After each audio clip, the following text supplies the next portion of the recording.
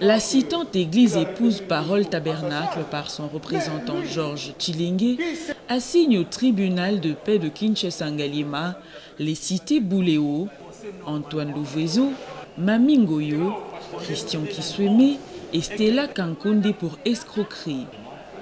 Des faits qui remontent au mois de février 2022.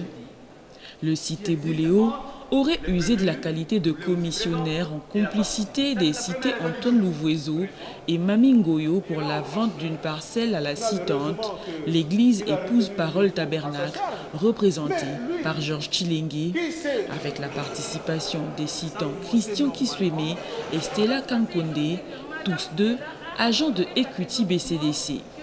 La cité Stella Kankonde aurait reçu via son compte WhatsApp le message qui aurait autorisé le décaissement de 115 000 $ américains du compte de l'église épouse Parole Tabernacle, alors que la loi n'autorise pas le décaissement de plus de 10 000 $ américains sans une motivation préalable. Selon les avocats de la citante, l'église épouse Parole Tabernacle, le cité Bouléo a usé des manœuvres pour empêcher Georges Chilingue, représentant de l'église, épouse Parole Tabernacle, à entrer en contact avec quiconque pourrait lui fournir des informations sur la dite parcelle. Le cité Bouléo aurait pour ce rôle bénéficié de 7 000 $ américains, dont la preuve est reprise dans le contrat de vente, document brandi par les avocats de la citante. Les conseils de la citante soutiennent que le représentant de leur cliente, Georges Chilingue, a subi des préjudices, notamment une accusation d'escroquerie de la part des membres de l'Église, mais aussi la détention des documents comptables de l'Église par la banque. Ils soutiennent en outre que la banque est civilement responsable au motif qu'elle a couvert toutes les opérations de ses préposés. Elle a également servi ses bureaux pour l'opération d'escroquerie. Ils brandissent les vidéos et photos qui attestent d'une négociation entre le cité Bouléo et Georges Chilingue, représentant de l'église épouse Parole Tabernacle, pour restituer la somme que le cité avait perçue. Les avocats de la citante demandent au tribunal de laver l'honneur entaché de Georges Chilingue, représentant de l'église épouse Parole Tabernacle, et condamner tous les cités aux peines prévues par la loi. Comme étant complice dans cette affaire, parce que lors de l'instruction, nous avons démontré qu'il a joué un rôle que lui-même dit qu'il était le piquet.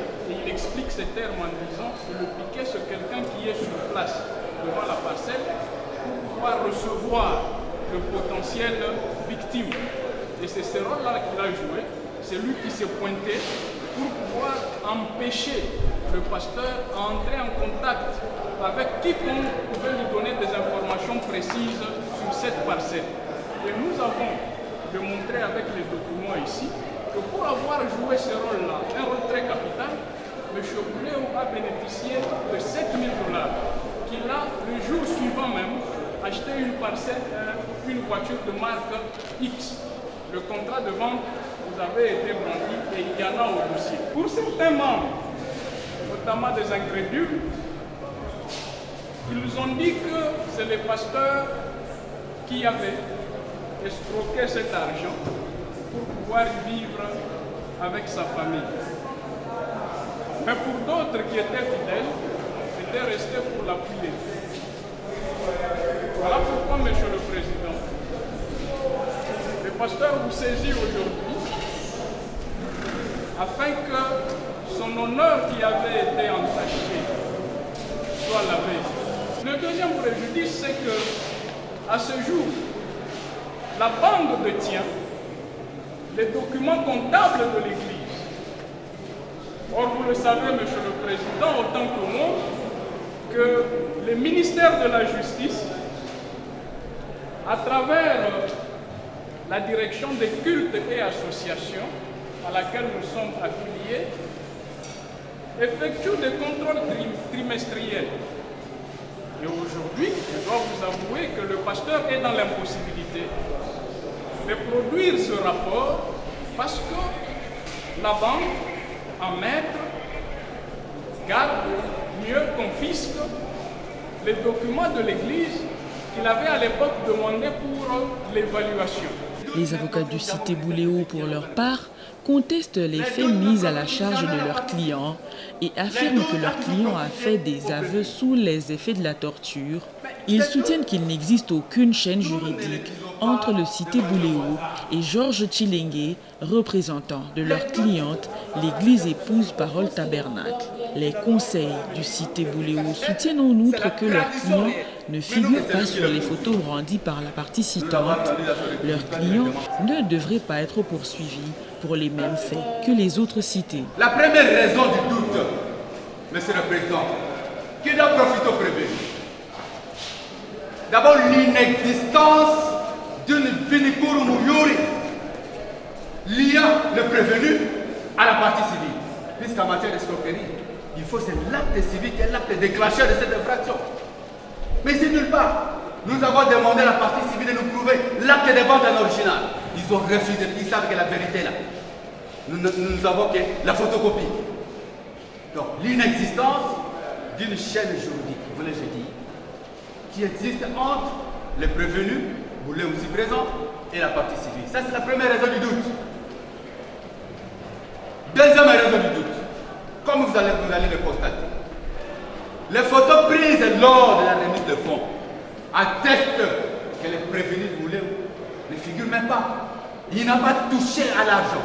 Mais ce Bouléo avait été torturé, tabassé, humilié avant d'être attendu. Pourquoi? Pour prouver qu'il reconnaisse le fait, qu'il s'est impliqué dans cette escroquerie. Le tribunal passe la parole à la cité Kankonde pour sa version des faits. Celle-ci conteste les faits mis à sa charge et soutient que le citant Georges Tchilengue, représentant de l'église épouse Parole Tabernacle, lui avait confirmé que les fonds récupérés étaient destinés à l'achat de la parcelle, d'où son autorisation pour le décaissement. Vous verrez en date du 9 février, c'est M. Tchilengue qui récupère du cash, 98 000 $. Qu'est-ce qu'il dit lui-même? Parce que le document est signé de lui-même. Personne n'a signé à sa place.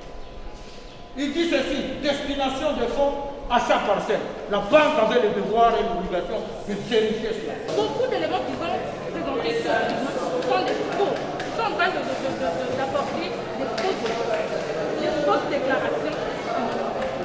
Le ministère public, dans son avis, demande au tribunal de dire établi en fait comme en droit l'infraction d'escroquerie à charge de tous les prévenus, à l'exception de la cité Stellan Kankonde, de les condamner à 5 ans de servitude pénale principale, à la restitution de la somme escroquée, à 5 millions de dollars américains d'amende chacun.